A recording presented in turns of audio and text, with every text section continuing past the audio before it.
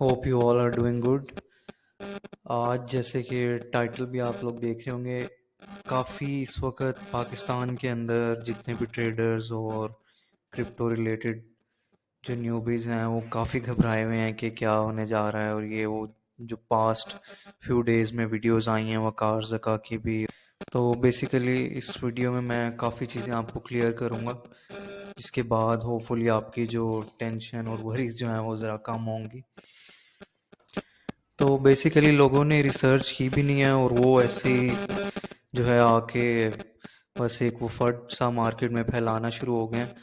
और स्पेशली वकार ज़का ने भी आके, क्योंकि कॉन्टीन्यूसली बाइनेंस बाइनेंस लगा के रखी हुई थी, इसलिए लोग जो है ना बिल्कुल समझ नहीं पाए कि असल में रीज़न क्या है। तो बेसिकली दो केसेस चल रहे थे, एक पेशावर हाई कोर्ट में और एक लाहौर हाई कोर्ट में।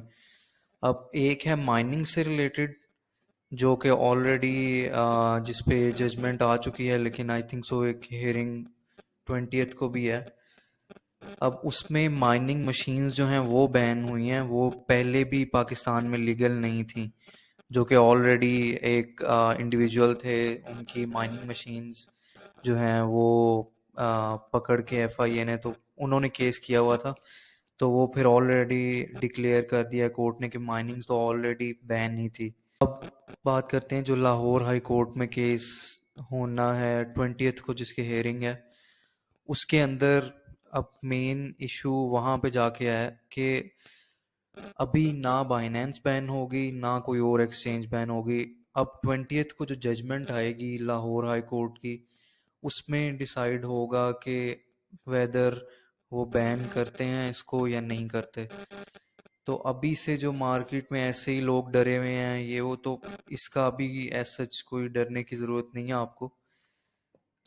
20th को चीज़ें जो हैं वो क्लियर हो जाएंगी।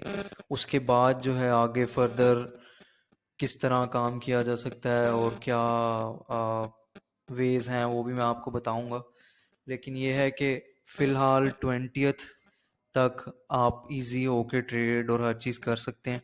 20th को जो डिसीजन आएगी फिर उसके बाद फर्दर चीज़ें जो हैं वो क्लैरिफाई होंगी, क्योंकि उसमें बैन भी हो सकती हैं, क्योंकि यहाँ ऑब्वियसली पाकिस्तान में इतनी अवेयरनेस नहीं है चीज़ों के बारे में लोगों को, तो फिर ऑब्वियसली कोई भी डिसीजन आ सकती है। तो बस ये वीडियो बनाने का मकसद यही था। काफ़ी दोस्त जो हैं वो मैसेजेस में और कॉल्स में पूछ रहे थे।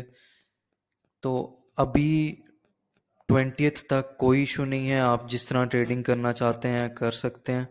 20th के बाद जब कोर्ट की जजमेंट आएगी तब हमें चीज़ें क्लियर होंगी कि क्या आगे फर्दर जो है किया जा सकता है।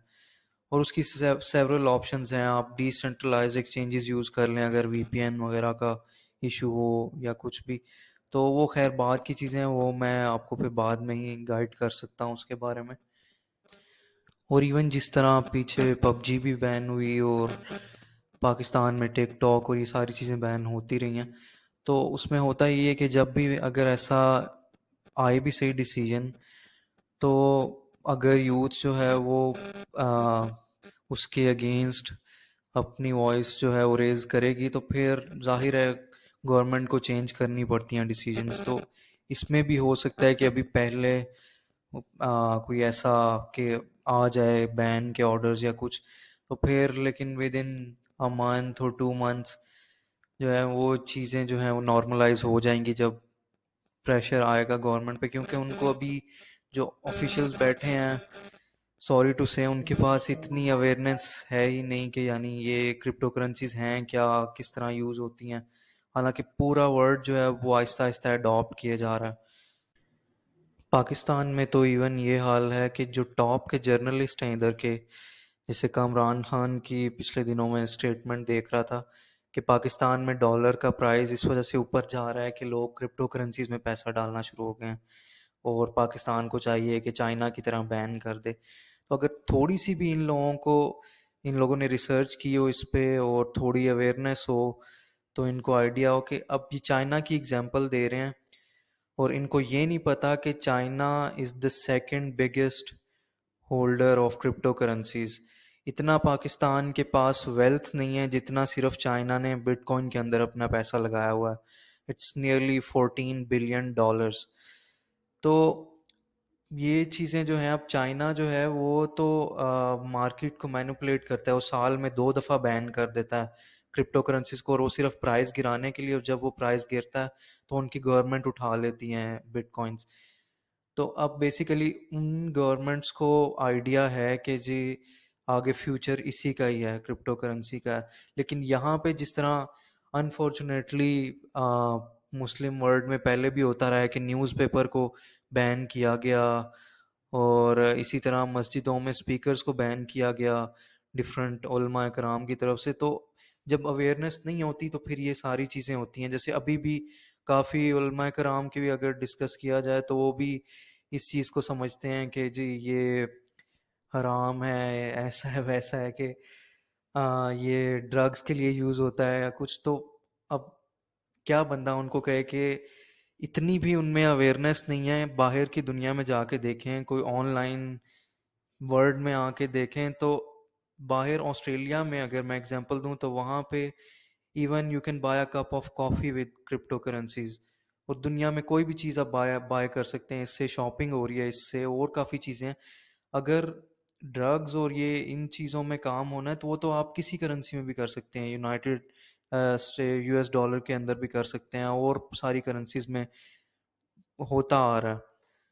तो बस यही है कि अल्लाह करे कि यहाँ पे लोगों को अवेयरनेस आए, ख़ास तौर पे जो गवर्नमेंट ऑफिशियल्स हैं उनको।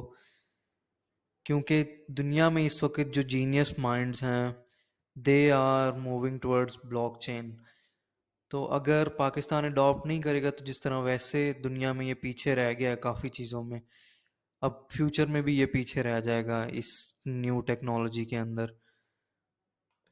और जब इतने रिनोन जर्नलिस्ट जो हैं, टॉप के जो पाकिस्तान के जर्नलिस्ट हैं, उनको बिल्कुल कोई इन्फॉर्मेशन ही नहीं है, और जो बस उनके जहन में बात आ रही है आके चैनल के ऊपर कर रहे हैं। तो अब आप सोचें कि जब इतने हाई लेवल पे बंदे बैठे हुए उनकी थिंकिंग ये है, तो फिर आप नॉर्मल उलमा कराम या किसी मौलवी को या और जनरल पब्लिक को आप किस तरह समझ सकते हैं कि जी उनमें इतनी अवेयरनेस होगी। तो लेट्स सी क्या होता है। लेकिन वही बात कि अब हमें सिर्फ वेट है 20th का, कि जो उस पे जजमेंट आएगी फिर उसके बाद ही आगे फर्दर जो भी ऑप्शंस हुई वो फिर आपसे डिस्कस की जाएंगी। तो होप आपको इससे वीडियो से नॉलेज मिली होगी। बाकी अपने ओपिनियन भी कमेंट्स में शेयर करें। इंशाल्लाह आपसे मुलाकात होगी नेक्स्ट वीडियो में। अल्लाह हाफिज़।